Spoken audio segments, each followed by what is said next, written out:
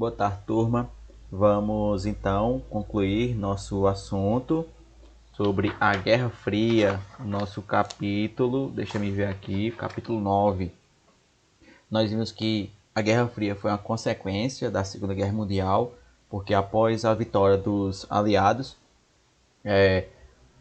os Estados Unidos e a URSS, a União Soviética, tomaram de conta do mundo. Pegaram e dividiram o mundo em dois, certo? Polarizaram esse mundo. Nós vamos ver agora então a consequência dessa polarização mais ainda. Nós vimos o Muro de Berlim, essas coisas. E agora nós vamos ver a Guerra da Coreia, que foi uma das principais consequências, foi onde quase houve outra guerra mundial, tá? Então, começando aqui no tópico a Guerra das Coreias, nós vamos ver que outro momento muito quente, quase guerra, da Guerra Fria foi o envolvimento dos Estados Unidos e da União Soviética na Guerra da Coreia. Depois de ser libertada da ocupação japonesa, porque o Japão tinha conquistado, em 1955, a Coreia foi ocupada por estadunidenses e soviéticos.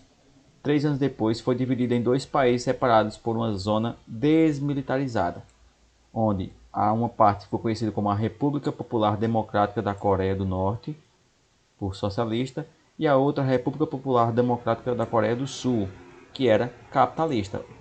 Que a gente pode ver aqui, ó, a divisão, certo?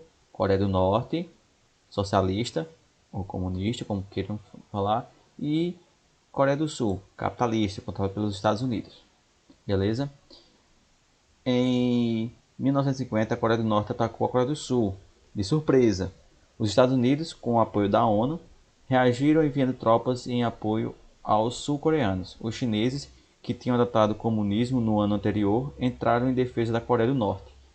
O conflito se estendeu até 1953, quando foi assinado o Armistício de Penanju, não lembro, não sei esse nome, que firmou a divisão dos dois países, Coreia do Norte comunista e Coreia do Sul capitalista. O elevado número de mortos no conflito, cerca de 2 milhões e 142 mil, provocou uma enorme indignação. O fim da Guerra das Coreias, no entanto, não significou o fim da Era do Medo, que iniciou com a Guerra Fria. Nos últimos anos, o governo norte-coreano, chefiado pelo líder comunista Kim Jong-un, conhecido como Presidente Eterno, ou seja, ditador, sempre só vai existir tipo um rei. Vocês têm noção. Fez repartidas ameaças aos Estados Unidos, sinalizando com a possibilidade de uma guerra atômica. Foi em 2018. Aquele baixinho lá, feio. E em 2018, entretanto, ocorreu um reaproximamento entre os dois países. Os líderes das duas Coreias prometeram fazer um esforço pela paz. Pouco tempo depois, a Coreia do Norte anunciou o fim dos testes nucleares, que foi aquele perto de mão, que bem aqui assim, ó, tem uma área desmilitarizada, porque toda essa fronteira aqui é militarizada, para que se um atacar o outro, devolver, e assim vai. Entendem? E bem aqui assim, houve um aperto de mão entre o líder da Coreia do Sul e o líder da Coreia do Norte. Tipo uma paz. Que foi no ano passado, eu acho que foi no ano retrasado. Não lembro bem. Continuando então o nosso assunto, nós vamos ver a peregrinação e crimes contra a humanidade, na página 144. Tanto os Estados Unidos quanto a União Soviética, as pessoas suspeitas de sinalizar com o país adversário eram perseguidas e duramente reprimidas. Ou seja, aquelas pessoas que estava do lado da União Soviética era perseguido pelos Estados Unidos. Aquele país que estava do lado dos Estados Unidos era perseguido pela União Soviética. E assim vai. Nos Estados Unidos, nos anos 1950, o líder da caça aos comunistas era o senador Joseph McCarthy. Os macartismos, movimento que recebeu esse nome por ter sido liderado por McCarthy, perseguiu e levava à prisão cientistas, escritores, artistas, professores e funcionários do governo. Até mesmo Charlie Chaplin, que é esse carinha aqui, ó, vocês lembram, né, do filme Tempos Modernos, que a gente assistiu no ano passado, foi perseguido pelo macartismo e obrigado a se exilar, lá na Inglaterra. Essa campanha anticomunista ocorreu entre 1950 e 1954, período durante o qual McCarthy dirigiu o Comitê de Atividades Anti-Americanas do Senado. Já na União Soviética, o ódio à superpotência rival também era alimentado por perseguições, queima de livros, prisões arbitrárias e execuções. Só que no caso da URSS, o líder da repressão era o próprio chefe do Estado Soviético, Joseph Stalin. O stalinismo também reprimiu brutalmente as cidades do leste europeu. Stalin organizou julgamentos forjados, internou seus opositores em hospitais psiquiátricos, promoveu fuzilamento em massa e enviou para campos de trabalhos forçados e para o exílio na Sibéria todos aqueles que consideravam-se adversários, ou seja, todo mundo que fosse contra o comunismo era preso, ou morto, ou exilado, ou ia trabalhar na Sibéria, que era o lugar mais frio da Rússia. Trabalho forçado.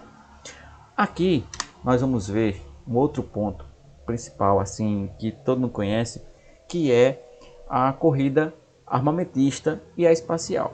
Porque assim, já que a União Soviética e os Estados Unidos não podiam guerrear entre si, porque senão o mundo ia acabar por causa das bombas atômicas, eles queriam ser melhor que o outro. Um fazia coisa melhor que o outro. Certo? Se um criava uma arma, o outro criava uma arma melhor. O outro então criava outra arma. E assim ia. Até criar as bombas atômicas que ainda existe hoje. Mas um outro ponto que chegou era qual país chegava primeiro ao espaço. Chegava primeiro fora da Terra. Que é a corrida espacial. Aqui eu vou resumir bem para vocês. Tá? O que foi essa corrida espacial? A Rússia tentou primeiramente com os foguetes e tudo mais enviar homem à Lua e tudo mais. Enviou um cachorro. O primeiro ser fora da Terra foi um cachorro. E quem conseguiu essa proeza foi a Rússia, até enviar o primeiro ser humano, que foi a Rússia que ganhou a corrida espacial, que enviou para o espaço, certo, no satélite, um homem. Já os Estados Unidos ficou puto da vida, queria ser melhor e tudo mais, investiu pesado até criar o chamado Apollo 11, tá? Que era um foguete lá, tinha feito todos os Apolos e tudo mais, tinha dado errado, tinha explodido e tudo mais, até que fez o Apollo 11, onde o astronauta estadunidense Neil Armstrong foi o primeiro a colocar o pé na Lua, onde ficou conhecido também como que ficou também a bandeira dos Estados Unidos. Foi lá e colocou a bandeira no chão da Lua. Um dia, quem sabe, a gente for lá na Lua, vamos saber se foi verdade ou não, tá?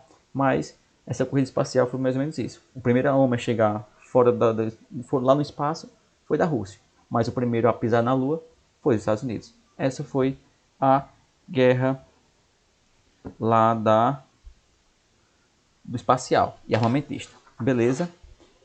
É por aqui que nós ficamos a Guerra Fria, só que prestem atenção. Não é porque eu estou finalizando esse tópico, esse capítulo da Guerra Fria, que a Guerra Fria acabou aqui em 1957, não. Nesse período, em 1969, quando acabou o Pisão na Lua. Não.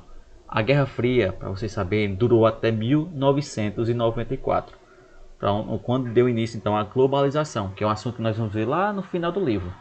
Mas vocês vão ver que todo esse período que a gente vai ver o restante agora, tem a Guerra Fria embutida no meio. Capitalistas e comunistas. Beleza? Então, pessoal, a aula fica por aqui. Qualquer dúvida, vocês podem assistir novamente as duas partes ou falar comigo no WhatsApp, que nós desenrolamos na hora. Beleza? Então, até a próxima aula. Valeu!